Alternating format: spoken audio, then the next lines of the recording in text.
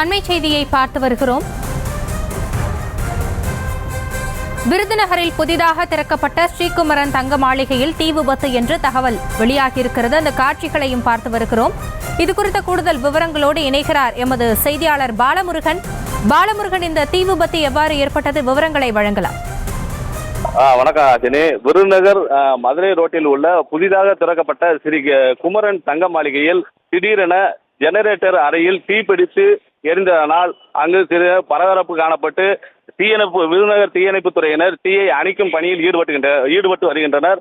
மேலும் தங்க மாளிகையில் பணி செய்து கொண்டிருந்த வேலை ஆட்கள் மற்றும் அனைத்து வாடிக்கையாளர்கள் திடீரென ஏற்பட்ட தீ விபத்தை கண்டவுடன் அனைவரும் வெளியேறிவிட்டனர்.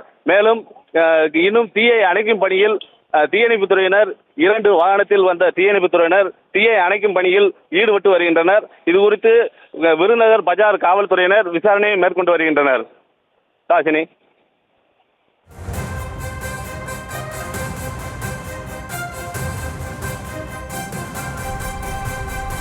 தங்களுடைய விவரங்களுக்கு நன்றி பாலமுருகன்.